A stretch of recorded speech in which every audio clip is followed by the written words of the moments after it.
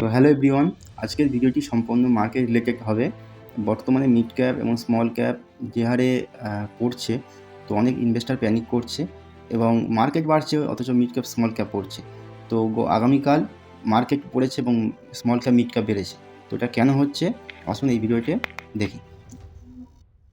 আজকে দিনে মার্কেট প্রথম দিকে নিচের দিকে ছিল, কিন্তু বন্ধ হতে হতে মার্কেট উপরে ক্লোজিং দেয়। নিফটি মিড ক্যাপ 0.32% এবং স্মল ক্যাপ 1.14% বেড়েছে। কিন্তু কিছু নিউজ এবং রিসার্চ রিপোর্ট সামনে এসেছে এবং তারপরই মার্কেট বেড়েছে। কিন্তু নিফটি রেডে ক্লোজ করেছে, 0.47% নিচে ক্লোজ দিয়েছে। সাথে যদি সেক্টরের কথা বলি, নিফটি পিএসইউ অর্থাৎ সরকারি ব্যাংক, রিয়েলিটি, মিডিয়া, এনার্জি এগুলি সব ক্লাসে ছিল এবং বাকি সেক্টর রেডে ক্লোজ দিয়েছে। এর মধ্যে নিফটি আইটি সবথেকে বেশি পড়েছে 1.19%।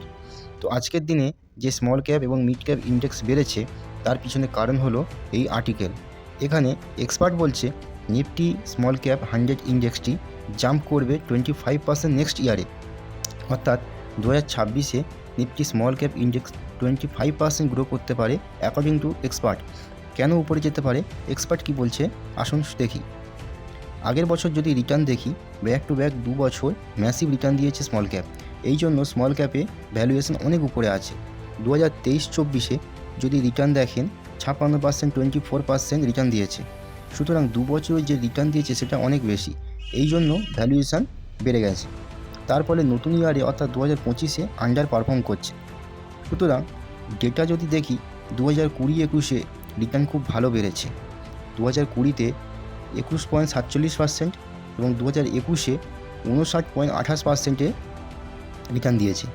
এরপর 2022-এ রিটার্ন হয়নি, উল্টে -14.80% নিচে ছিল। এরপর 2023-24-এ রিটার্ন ভালো ছিল। 2023-এ 55.62% এবং 2024-এ 23.94%। এরপর 2025-এ আবার আন্ডার পারফর্ম করছে। সুতরাং এই ডেটা দেখার পর এক্সপার্টদের এটাই মনে হচ্ছে যে 2026-27-এ ভালো রিটার্ন দেবে, 25% রিটার্ন দিতে পারে। কিন্তু অ্যাজ এ অ্যাডভাইজার আমরা আরও পুরনো ডেটা দেখে অ্যানালাইসিস করে থাকি। যদি 5 বছর আগের ডেটা দেখি, তো এটা ছিল 2020 থেকে 2025-এর ডেটা। 2020-র পরে মোটামুটি সবাই জানে মার্কেটে কেমন লিকুইডিটি এসেছে, কেমন মার্কেট পারফর্ম করেছে।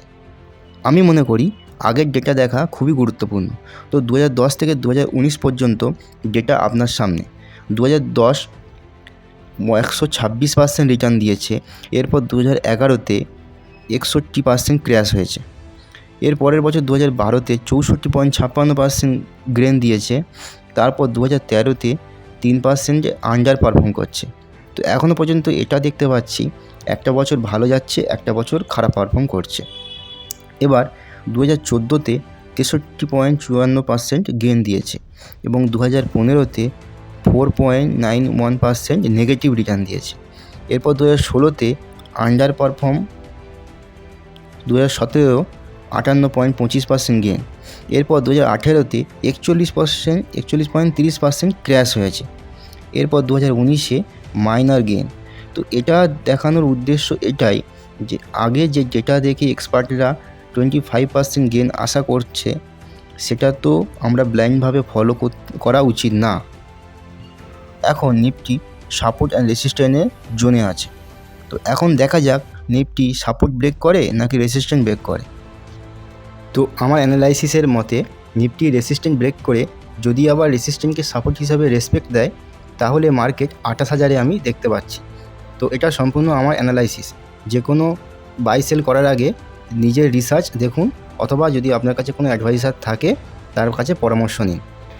যদি মার্কেট সম্পর্কে বা ভিডিওটিতে কোনো প্রশ্ন থাকে তো নিচে কমেন্ট করতে পারেন, আমি উত্তর দিয়ে দেবো।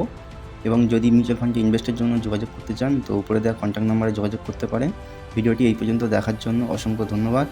সবাই ভালো থাকুন, সুস্থ থাকুন এবং কিপ ইনভেস্টিং, কিপ গোয়িং।